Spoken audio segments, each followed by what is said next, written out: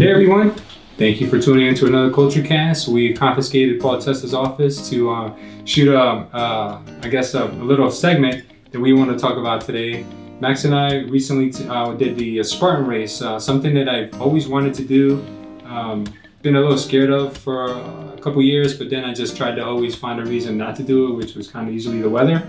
And I couldn't have been more spot on. So we're going to talk today about our experience with the Spartan Race. And also a little bit about Max, because I don't know if you guys remember, Max did a Culture Cast with us about a year ago when he first joined the office. And Max is a little bit of an adventurous. You know, he's done a lot of cool things. He's an Olympic pentathlon athlete. He's done everything. So first, before we get into our Spartan experience, Max, you had an experience once when you were ice climbing that you thought it was kind of like a life or death situation. Tell me about that, because I don't really remember the story, and I'm sure the audience would love to hear that. Well, I tried to forget the story, but... Well, first tell us about yourself. Give me your name, give us your name, give us a little background on you before we jump into that crazy story. My name is Max Pundik. I was born in Ukraine some time ago. Came to the States 1991. At that time, I was kind of looking for some sort of physical challenge activity that I would really love, kind of, because previously when I was in my high school and college years, I was professionally competing in modern pentathlon, which is 5 sports: running, swimming, shooting, fencing, and horseback riding.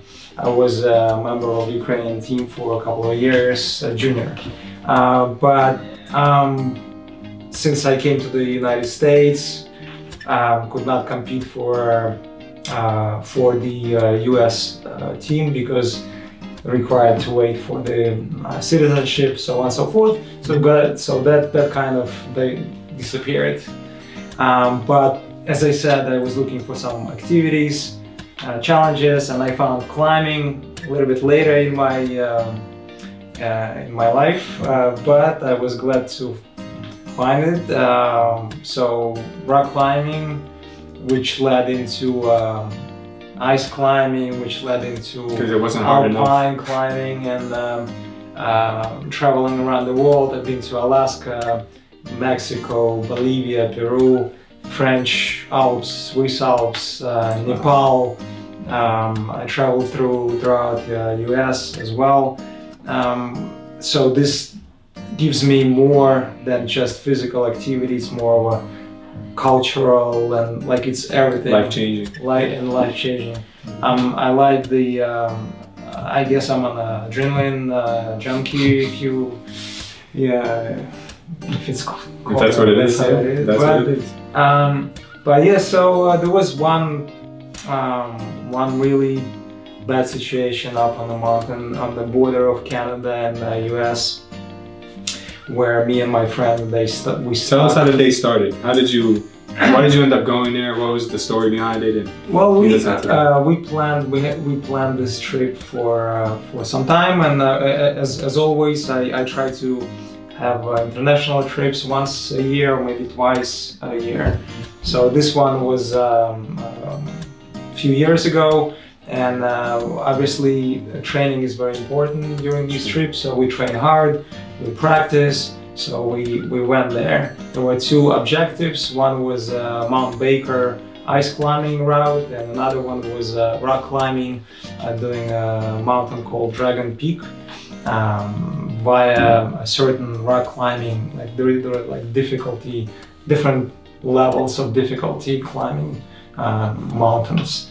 So we chose, there is like a 5.9 or 5.10, there is a grading associated with it. I've always wondered what those numbers are. Yeah, so this is the difficulty level. 5.10? Yes, but it also, one thing you do something at the gym, 5.10 versus 5.10 in the mountain where you have like 1,000 feet drop, and you're pretty exposed and stuff like that. Yeah.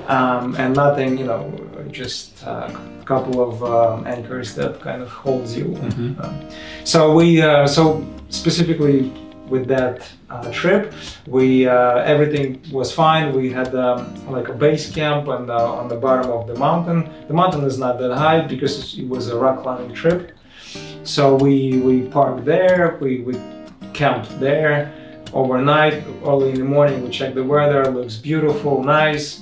We packed light stuff, so we go fast up and down. We're supposed to one day trip. Supposed to finish within 12 hours or so.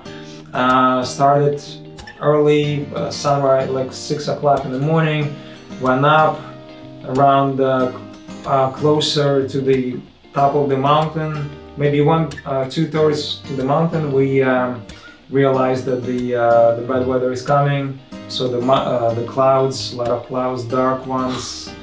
The rain started, then the rain turned into hail. Hail turned into snow.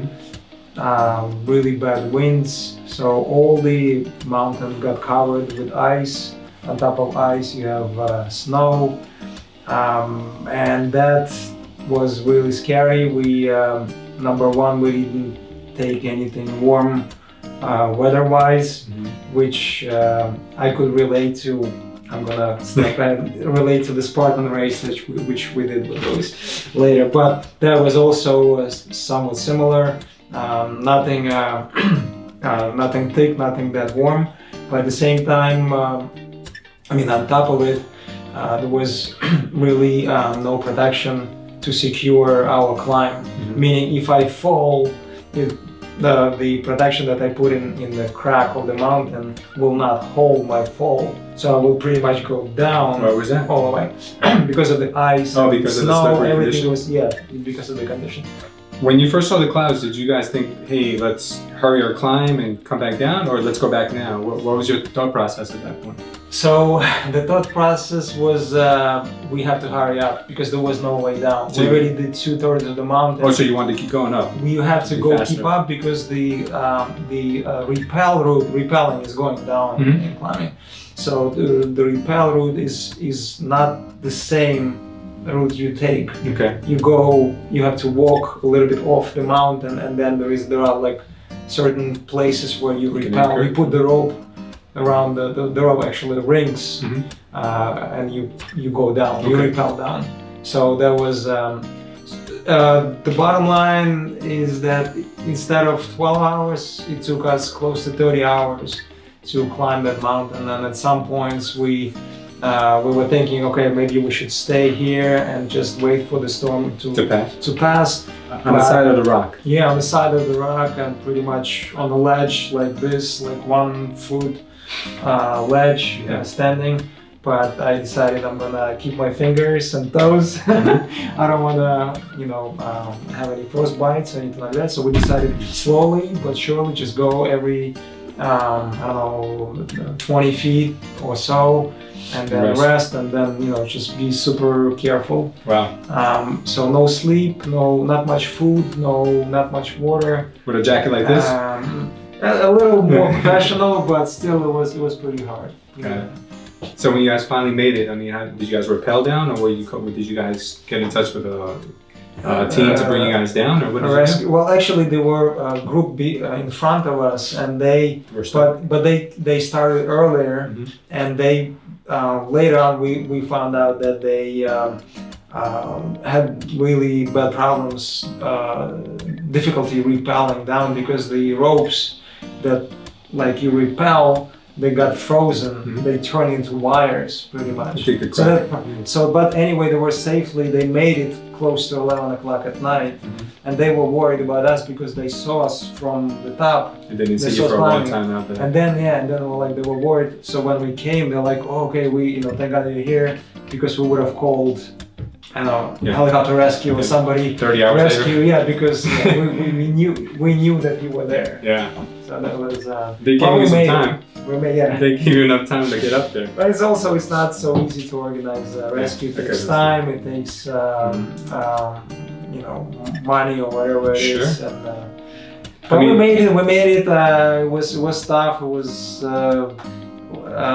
not only physically but mentally. Yeah. You have to be really strong. You have to push yourself.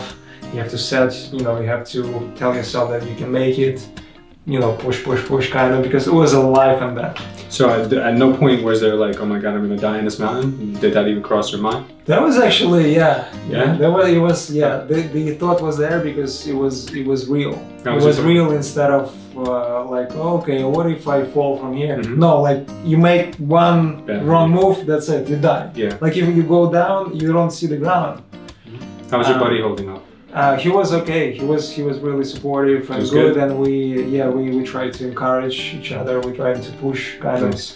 of, or actually like trying to be safe. Like safety was obviously number one. Got it. So would you do anything differently now? Because you said you checked the weather looked good. Is there any way to avoid that, or was there anything you could have done to kind of foresee that? But that's about mountains, and you cannot, certain things you cannot predict. You cannot, and maybe in life too. Like some of the things are not in your control. Sure. And all you have to do is just hope for the best and just do your best to survive. I like that analogy. I guess when you're performing on a high level, you never know when bad weather is coming. Exactly. So that's a good analogy for life. That was actually good. Exactly. Business, life. It's not always a green light. It's not. If you want to stay good weather. safe. It's not always good weather. Yeah, if you want to stay safe or stay in bed, I guess the weather's always predictable. But when you hit it on the mountain, I guess you can never really tell, right? Sure. All right, so now our story is going to sound like, baby stuff, compared to this story. Maybe we should have done it the other way around. Not really, because I did it. I can compare with. Yeah? All right, good. I don't feel as bad. So we're gonna talk maybe about the Spartan Race now. Maybe I'll go ice climbing with you one day if it wasn't too different. So Max and I went to the Spartan Race not too long ago, about maybe a week ago, and I always been a little hesitant to going because here in New Jersey it's usually in October. I'm not sure if there's a summer one or a spring one, but the one in October, I just hate the cold weather. I'm just not built for it, and I'm always the coldest person ever. When we're in an outdoor situation. So, this, I said, you know what, screw it. It's just something that was on my bucket list. I want to do it. So Max encouraged me to go since he was going. And about a week before the Spartan Race, Max was laughing. He's like, guess what? It's going to be raining the whole time. I'm like, really bad. And I'm like, seriously? Oh, well, screw it. I already made this commitment. Yeah. So the day before I checked the weather, and it just looks like downpours the whole day. So long story short, we got there like around 6, 7 o'clock in the morning. It was pretty early. It was already pouring. And I'm wearing my jacket thinking maybe I could run with my jacket on, and this would be maybe a way to stay a little warmer, gloves, a little headband. And Max is wearing a jacket too when I see him. So I'm like, okay, we're running with jackets on. And I said, Max, you gonna wear the jacket? He said, no, I'm just warming up right now. And I was like, all right, I guess the jackets are coming off. Yeah, I guess the jackets are coming off. And then you told me that if I kept it on, it'd be worse for me because we're gonna be completely soaked. So if I'm wearing a warm jacket that alone weighs probably like 3 pounds and soaking wet, it's going to be probably like another 10 or 15 pounds to carry. There were some obstacles with the water. You have to be there was one obstacle, you have to dive under. Freezing so water. you're fully submerged in water, and it's really affecting like everything. With the jacket I was wearing, I guess you thought it was a bad idea to keep it on because obviously if you're running with a wet jacket, it's not gonna make you any warmer. Exactly. So I guess that was the idea behind it. So long sleeve shirt, breathable. I had it underneath just in case. You had pretty much the same thing. You had no gloves. I had some kind of like, I guess, what do we call it? I guess like polyester gloves. So I mean something. It was like kind of like like you said like the swimsuit, like the material, like the surfer material, like wetsuit material, kind of like that. Right. I had the little grips in case I had to check my phone while I was running. No, I didn't check my phone. No, but obviously like the gear is important. So I didn't have any shoes for that day, and I didn't make the time to go look for any. So it was either I wear, I had sneakers that were kind of like very slippery in the bottom, or I had boots that I saw some people run with boots. I was gonna use boots, but then I was like, I haven't seen anybody wear with boots, right? So then I took these old golf shoes that I only wore one time when I went golfing, but they seemed perfect because they were flexible Adidas sneakers, but the bottoms had like cleats in them, like plastic cleats. Right. So I said, you know what? From what I'm seeing, this is probably something that I should be wearing. So they ended up saving my life because I was doing pretty well climbing up and down the hills. But give us an idea what you had on, because that's pretty much. And I had some Adidas pants on, and hoping that would work out. And I had the gloves, so I thought I was safe. I had a headband for my ears. My ears never got cold, so at least that part was okay. But what about you? My head was losing a lot of heat. I felt it. I felt it really bad, especially. So that race was mountain race. So we were at the ski resort where pretty much the route, the way was up and down the mountain, or whatever you call it, or resort, and there are some other areas, but up and down. So on the bottom, I think it was 38 degrees at the time. I'm sure at the top they were close to 34. Yeah. So add wind, add rain, constant rain, you end up with in really bad situation. And I was personally, I think I was not dressed properly for that race, even though I was I wore like a leggings or like running leggings, right, for running, and I had the shoes were pretty good, even though they were old. It was Salomon Cross 3, I think they good grip on them. Good grip, yeah, but worn out. Couple of spikes or whatever were not there really, already out. But still, it was footwear was okay. The top, I think the problem was with the top and with the hat. Well, no, absence of hat. I would have definitely put some very thin, light cover, like wind stopper of some sort, but tight. Like need to be tight because of the barbed wire obstacle. You can't get caught. Where you have to roll or you crawl. Especially the first. So the first one was okay, where I could crawl on my forearms and my knees. The second one was very low. Yeah, right. so you can't even roll, and it was uphill kind of. So you can roll, and you can, use your knees and stuff. So you have to like really crawl, so you can just rip that jacket off. Other than that, I would probably put a hat and some like thin hat, but definitely use something for my hands, because the obstacle that I thought I should not have any problems, like monkey bars or even a swing or like a ring bar. I was looking at myself like from outside. I was like, oh my god, that was embarrassing, because you grab next, and then I realized that my hands are not like totally not feeling it. They cannot grip, and I know that I'm gonna fall, and that's a really sad feeling. When you know you could do something. Then you can do much harder than this, but you're failing because of not wearing gloves or not being warm enough. Now, for anyone who hasn't done a Spartan race, and I don't think a lot of people out there have, majority of people haven't done these kinds of obstacle races, but this one is different than everyone else, the other race I've done. This one is intense. It's almost like I compare it to like Navy SEAL training. It's really crazy. I mean, not to that extent, obviously they go through Hell Week, but this is like you're up against the elements, you're up against Mother Nature, you're up against everything. This is not like you're signing your life away. You get hurt on here, a lot of people probably get hurt. First of all, people that have never done this one in Jersey, it's a ski resort. So we're running alongside the chairlift. So everything that people see when they're going up a chairlift and they're like, oh look, we're up so high now. Like we literally have to run up that. And that black diamond that is there. You're pretty like we've done that. Absolutely. So by the time we got to the top, I recall vividly that it wasn't raining anymore. It was sleet. It was frozen rain, and it's hitting you with wind, and it was pretty miserable. There was a lot of people on that mountain who were having a really hard time. They were like falling, dying, and all freezing. There were people who couldn't even talk because they were so hypothermic.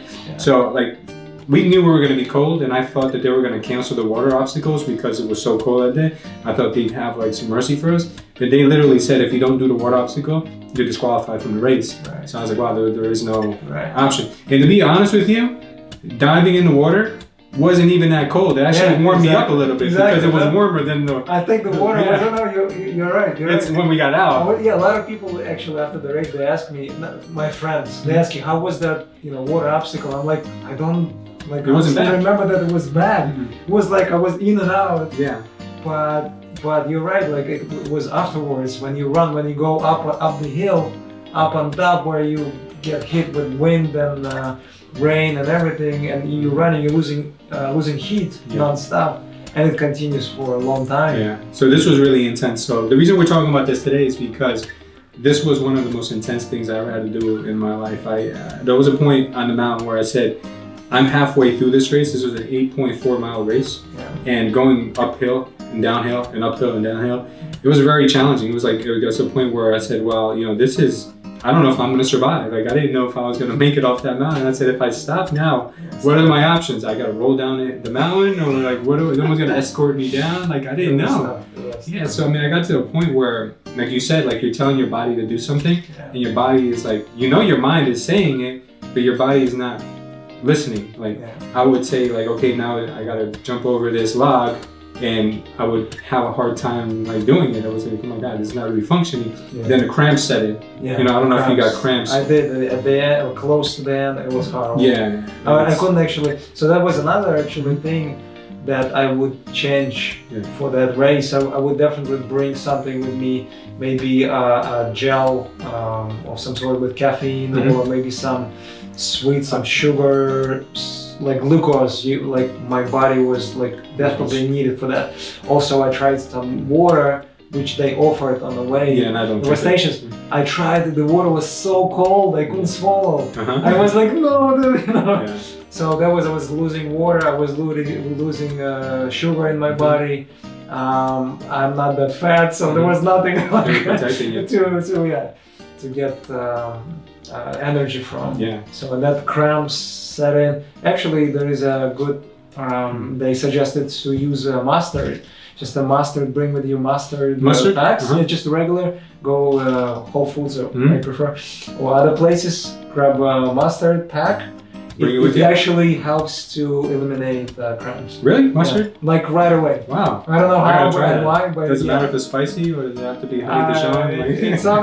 It's up to you. Oh my God. But it seems to be well, one of the obstacles that I think was the hardest for me, and I'm not sure, maybe you can give me your experience because I didn't make it through all the way, and we'll get to that in a minute, was the bucket carry. So we had to carry what seemed to be probably an 80-pound bucket full of gravel, and you had to not walk up a hill. Like it was like a mountain. We were basically like rushing up a mountain.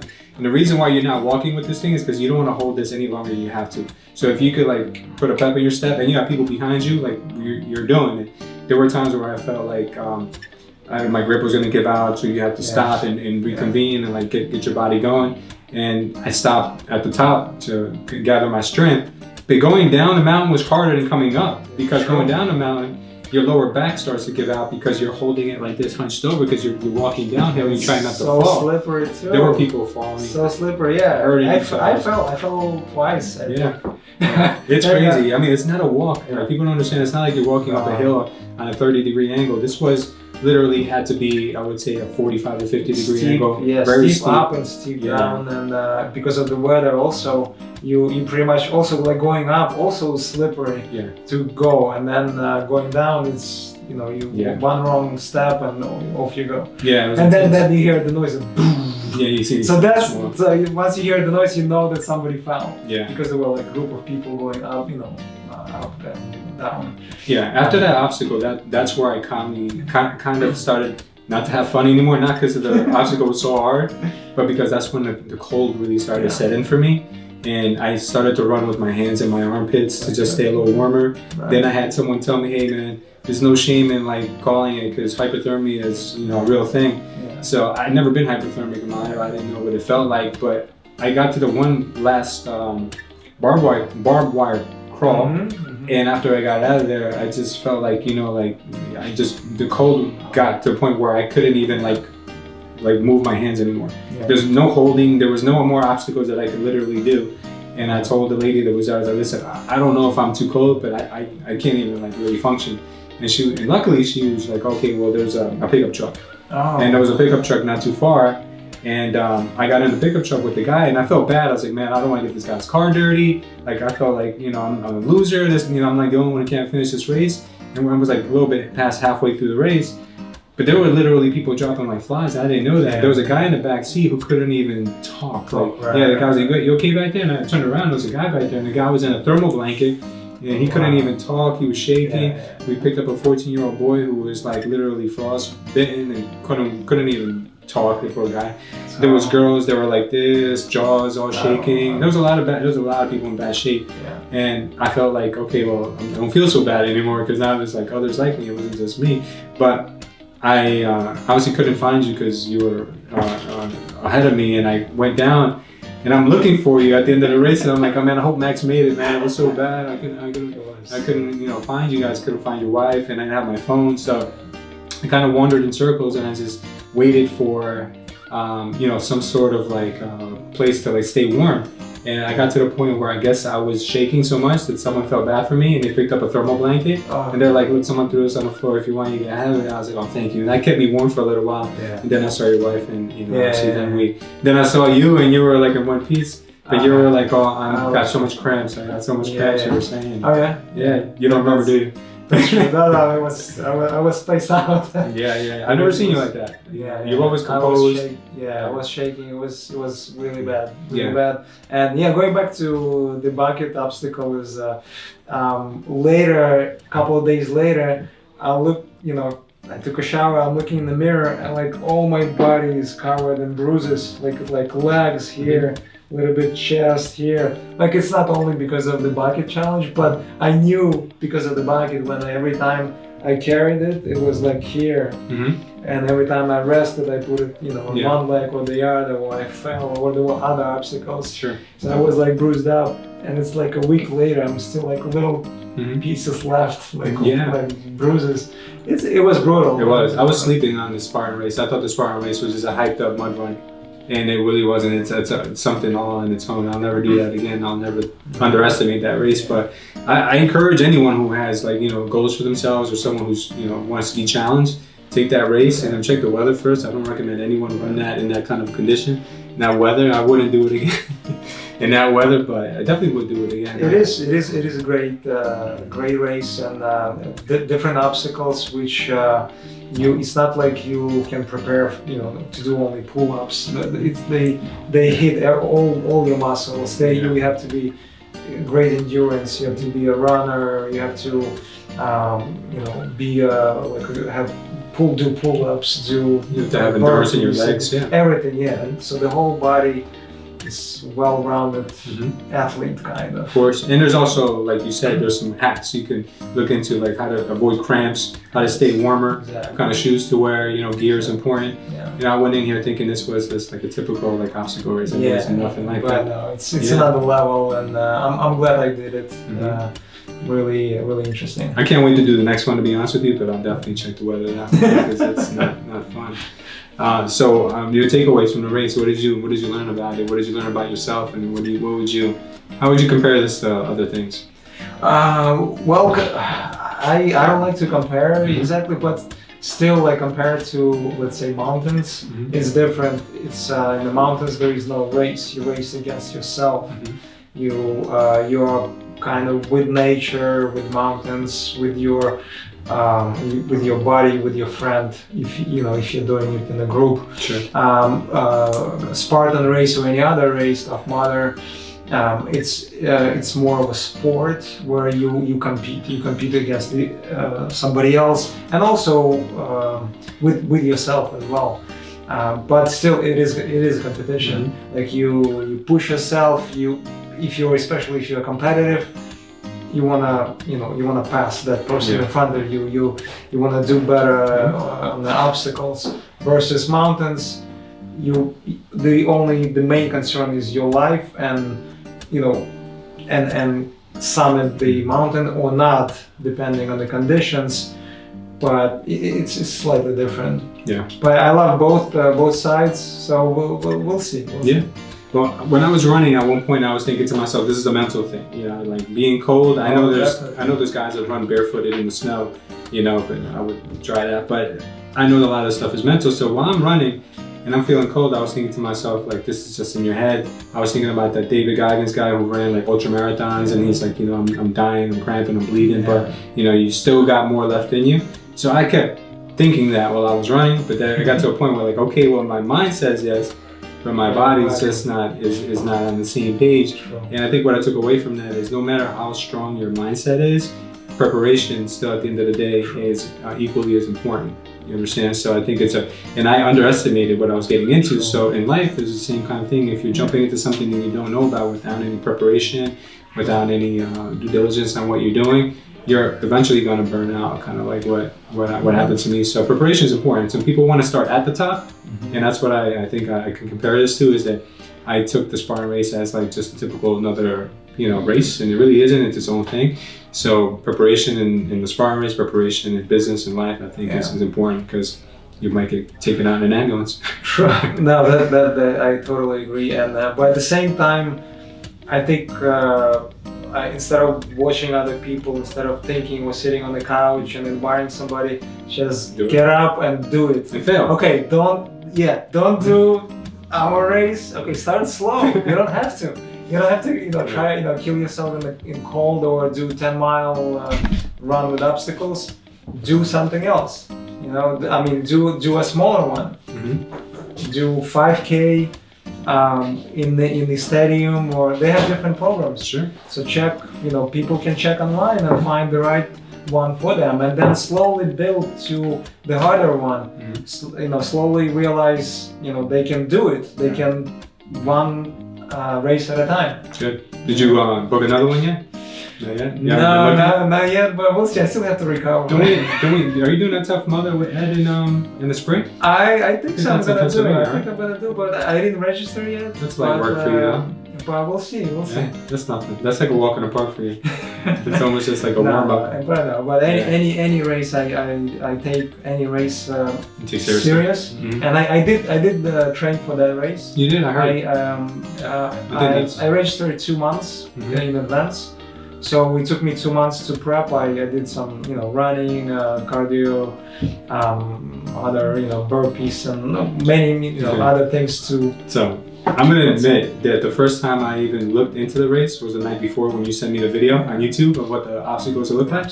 And I said, wow, those obstacles are pretty simple. They look pretty easy, right? Because on YouTube, everything looks easy. Yeah. On American Ninja, everything looks easy. But you go ahead and try it, it's a different story. So yeah, I definitely underestimated that race. I didn't prepare, and I believe that with the next time around, that's what I'm going to do. Because I heard you were, running, you were conditioning for the race. I did none of that. I just relied on, my ability to be able to do well in the gym. I exercise. It's just maybe not as. It's not the same. Nowhere near. I mean, nowhere near. There is a science behind it, absolutely. Like, you have to have a certain program which will bring you in your top shape towards that specific race. So now I'm finding all these videos online on how to prepare for these races. It's a little bit too late, but I'll try again. And still for the next, there'll be a next one. Yeah, for the next one, definitely. Are you, I'm down, but I'm just not doing it in October. I'll find like maybe spring, close to summer. Somewhere. There are races in New York, New Jersey, like around close by, like within an hour or two. Yeah. Philadelphia. There were like 3,500 people from like all over the Northeast. Yeah. There was a lot of people. I didn't even know this thing is that big. It's huge. The funniest thing is people showing up as we're leaving. So when we're leaving, we're like all defeated by this cold and the weather, and people are pulling in. They look different, right? With war paint on, like, yeah, we're gonna have so much fun. And we're just looking at each other like, well, you did have no idea what they're getting into. But it was fun. Your wife was there. She almost froze to death, and she wasn't even in the race. And that's true. And that goes to show you how cold it was that day. That she wasn't even in the race, and just by waiting around, waiting for you.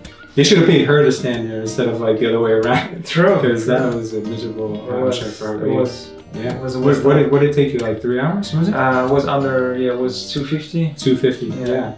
Yeah, that's a long time. Yeah, I thought it would be much less than that. That's why I didn't bring any snacks or any like gels or nothing. So next time, it's a good lesson. I'm really, I'm smarter, I'm stronger, I guess. For the next one, we'll see. That's awesome. Great. I hope you too. Oh yeah, no, next time I'll definitely be better prepared. So, yeah, it's so good. Awesome.